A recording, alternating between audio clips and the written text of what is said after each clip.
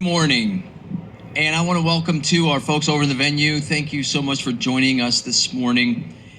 Several years ago, my son Kate and I had the awesome privilege of being in Colorado. We were at the 14,000-foot line in southern Colorado, and we got to do a father-son camping trip. And one of the memories that I'll forever remember is that picture where there was a what I would call really a small little raging waterfall just rushing right by us.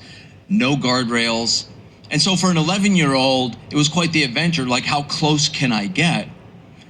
And for Dad, I was kind of in the same boat. Like, how close can we get here? And it was fascinating because of the power and the strength of watching this water in motion, to where we thought, if we get any closer, we're going with it. Like, we're not going upstream, we're not standing still, we are going wherever it's going, right? And I love that because as I've thought about this, there are obviously so many other things right now that are in motion. I was just in Brazil a couple weeks ago on a short-term mission trip, and we were in the Amazon on a houseboat going up and down sharing the gospel right near just west of Manaus. Manaus is super close to the equator, which is where the earth constantly spins at 1,000 miles an hour.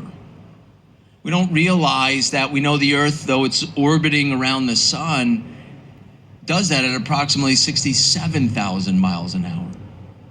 Atoms never stop vibrating, ever. The third law of thermodynamics says that we'll never reach absolute zero, which is the point where all thermal motion ceases. We'll never reach that. And so atoms are always, they never stop vibrating. Oceans and tides, always in motion.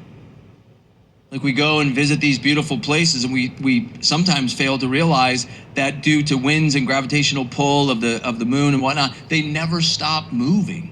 They're always in motion. And obviously, probably obvious, our hearts never stop beating. Blood never stops pumping through our veins, circulating throughout our body. Our lungs are always moving air in and out with our breaths.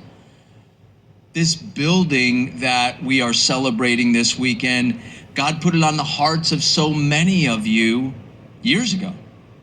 And we are the recipients. Last weekend we opened it. This weekend's first service in there, or last night was the first service in there. Like, God put it into motion in some of you to have this vision, and now we have it. It's real. It's happening. And I love that when I think of all those examples that I just mentioned and so many more, I have to conclude one thing. Because God is the creator of all of that God is a fan of motion. He's a fan of movement. And this motion and this movement isn't without purpose. That the motion in our bodies and in his creation in the universe, they are meaningful and they are critical. And so it is with God's plan.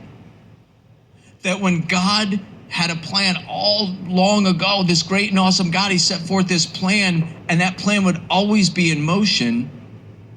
And here's the kicker. In his ultimate wisdom, in his plan, he intimately included the apex of his creation, which is you and me.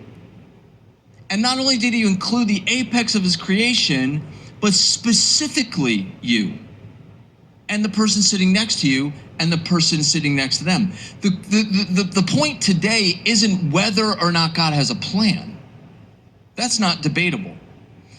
The question today is, to what degree do you want to join his plan? That's the question for today.